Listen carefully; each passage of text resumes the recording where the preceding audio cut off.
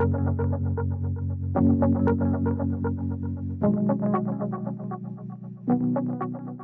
this presentation, I'm going to present you the proposal that the European Commission submitted to the EU institutions currently concerning the protection of geographical indications for crafts and industrial products. So this presentation shows the version that the original version that was presented and which is now under negotiation with the European Parliament and the European Council. So the first question is why the European Commission submitted this proposal. Obviously, as Katarina very well explained, the main beneficiaries of this proposal are the producers, and it is the case also for crafts and industrial products. The main beneficiaries will be the producers of crafts and industrial products of our regulation, because it will improve the export potential for these kind of products. It will also improve the market potential and the market value of their products. And all in all, it will also help them to retain jobs for these very specific crafts and industrial activities that are carried out in certain geographical areas. And but also the consumers are going to benefit from this new proposal, because they will be able to take more informed choices when it comes to crafts and industrial products. They will have information about the origin, the authenticity, the quality, and also more information about the safety of these products, as also Katarina very nicely explained. But the other important reason why we prepared this proposal was because in the Lisbon system, in the Geneva Act of the Lisbon Agreement, to which the European Union joined in 2019, these products at the European Union were not yet protected, and we wanted to make sure that third countries which protect these products and members of the Lisbon system could get protection also in the European Union. And we wanted to also make sure that our producers of crafts and industrial products will benefit from the protection provided by the Lisbon system. We also wanted to put an end to the fragmentation in the European single market, because we had only national systems for the protection of crafts and industrial products, and this created some fragmentation that we wanted to put an end to. It was also important for us to provide a union-wide protection for the producers of crafts and industrial products and their GIs. And last but not least, we also see the benefits of GI protection for these products, because this can retaining jobs in certain craft and industrial activities, and also stimulate tourism in the geographical areas to which these products are linked. The proposal of the European Commission didn't come out of the blue. We have prepared it for many years. We already announced the preparation in 2020 in the Intellectual Property Action Plan, and also in the Industrial Strategy Communication. And also other EU institutions like the European Parliament, the European Economic and Social Committee, and also the Committee of Regions urged European Commission to put forward the new proposal. Also the member states in the Council of the European Union pushed the European Commission to come with a new proposal in this area, and the process was speeded up with the EU's accession to the Geneva Act of the Lisbon Agreement. in 2019. And of course, last but not least, also third countries in the course of trade negotiations many times asked us when are we going to be ready with a new proposal, because they also wanted to protect their crafts and industrial products with GIs in the European Union. So these were the backgrounds for the preparation of the new proposal. And now I'm going to go through the basic features of the new GI regulation for crafts and industrial products. The first important aspect of it is that the EU system, what we are creating now for GIs, for crafts and industrial products, is going to replace the national sui generis GI rights that currently exist in 16 EU member states. And we are going to provide an EU-level, EU-wide CIGI right, which basically will protect all these products in the entire territory of the Union, of the European Union. And coexistence, there will be no coexistence between national and European protection. So this is, in this regard, our system will be absolutely identical with the system that you know very well for agricultural products.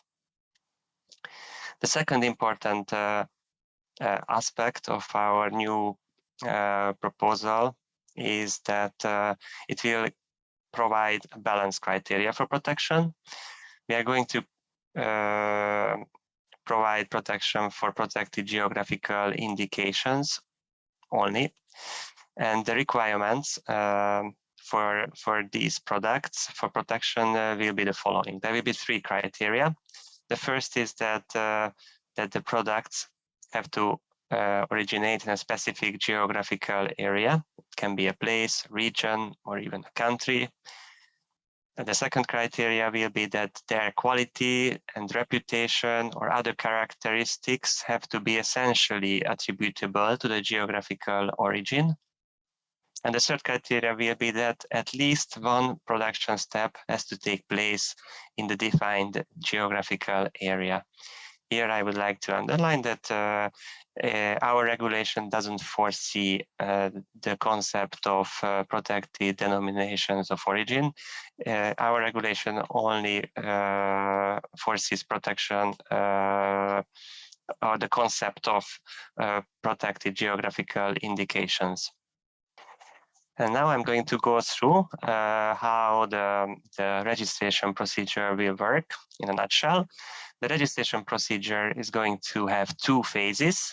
The first phase is going to be the national phase, which takes place in the member state from which the product originates. And the second phase will be the union phase, which is carried out before the European Union Intellectual Property Office in Alicante. So the national phase will start with the application. So the producer group is going to submit an application to the national competent authority, which most probably will be the Intellectual Property Office in the country. And of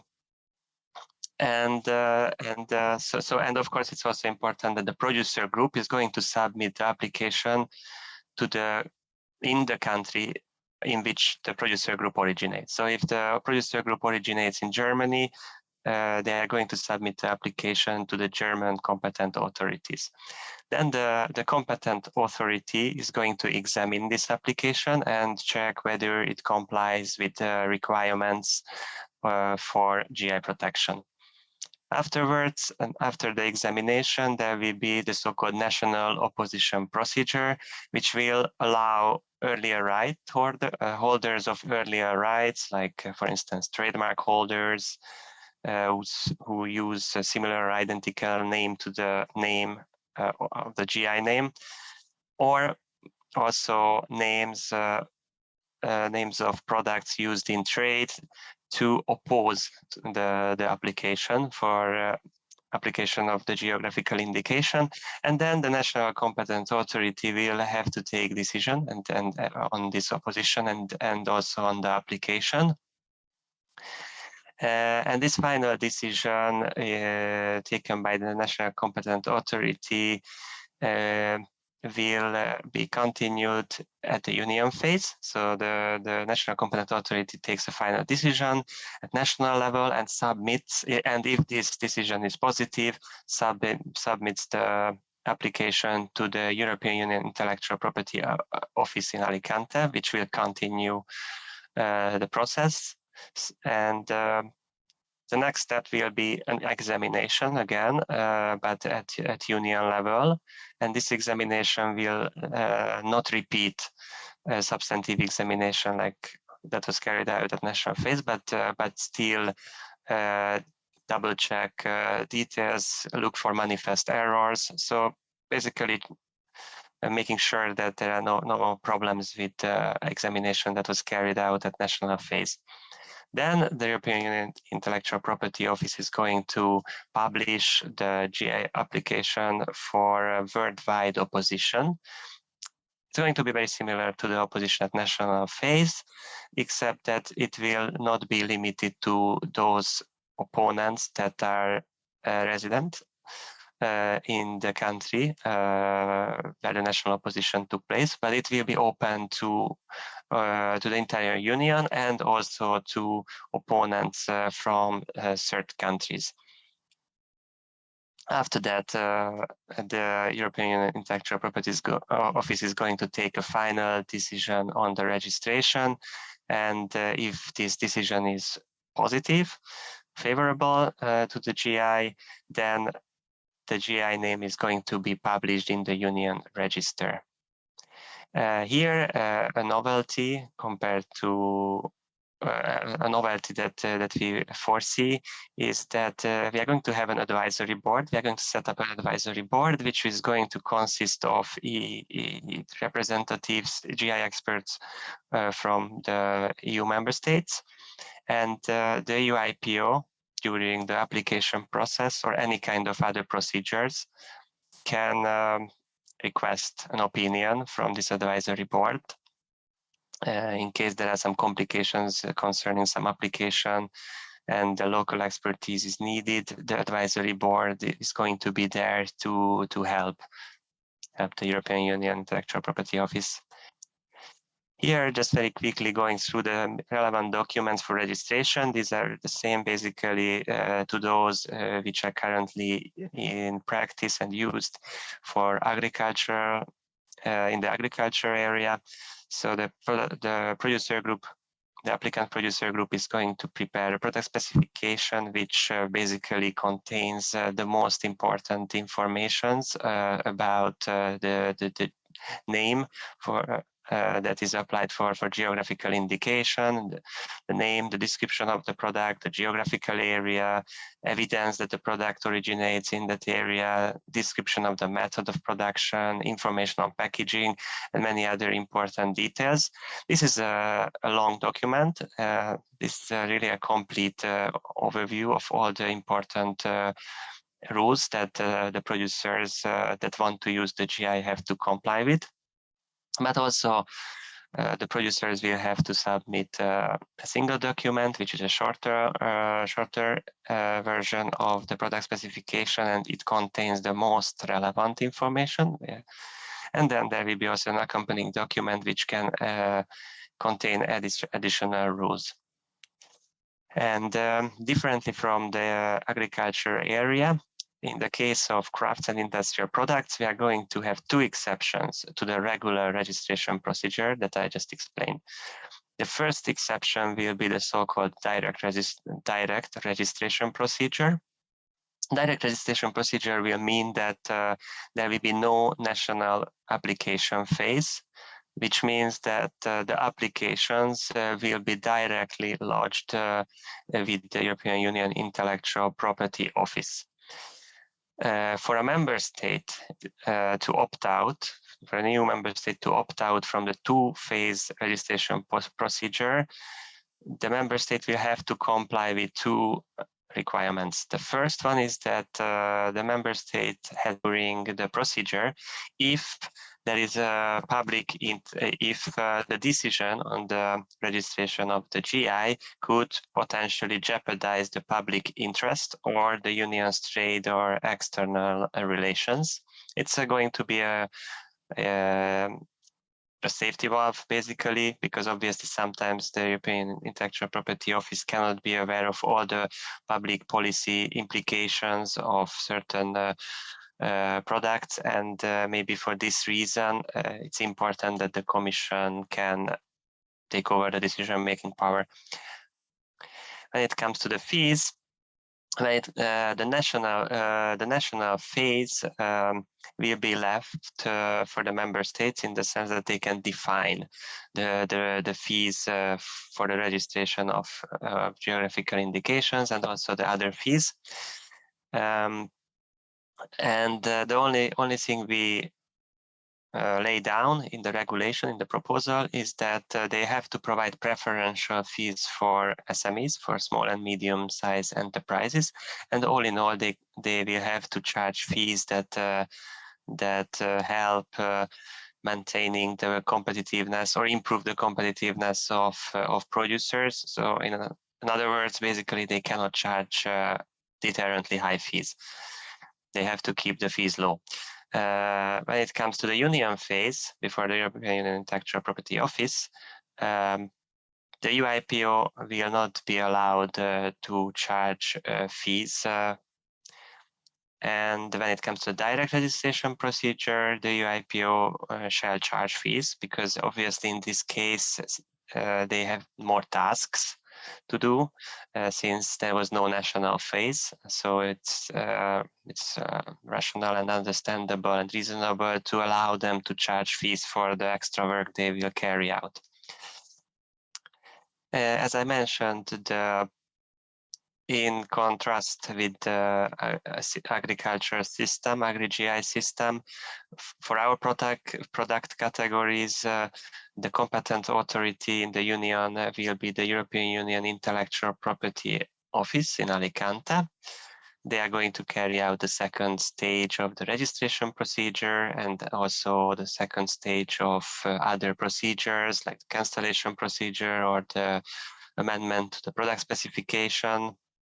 And they will play the role of the competent authority in the WIPO's international registration system. So in the Geneva Act of the Lisbon Agreement, the competent authority is going to be the EU IPO. They have the proven expertise and experience in examination and registration of IP rights, mostly trademarks and designs, but also they have gained some experience in the work with geographical indications. So this is the reason why we decided to entrust them with this task. And now I'm going to walk you through a little bit the control and enforcement system that we foresee for the craft and industrial products. This is going to be different than what is now in place for agriculture products. First of all, the producers have to be controlled and checked whether they comply with the product specification. And member states and also certain countries will have to choose between two options. They will have two options basically for the control of producers. The first option will be the more known option, the classic control option, when a third party certifies the compliance of the producers with the product specification. In other words, this is a competent authority or an accredited product certification body that will check the compliance of the products with the product specification before the product is put on the market. That's going to be the verification. And also afterwards, once the product is already on the marketplace, and these competent authorities and accredited product certification bodies can, of course, use risk analysis when monitoring the market. And this is the kind of well-known strong control regime that we already kind of know in the area of agriculture products, and this will be also possible for crafts and industrial products if the member states choose to use this, but they will have a lighter alternative, an easy, I would say lighter from the perspective of the enforcement and control authorities, which is the so-called self-declaration certification procedure. And according to this, the producers will have to declare the conformity of their products with the product specification by submitting a self-declaration to the competent authority before the product is put on the market. And afterwards, every 3 years, they will have to resubmit the self-declaration, proving that they are still in compliance with the product specifications.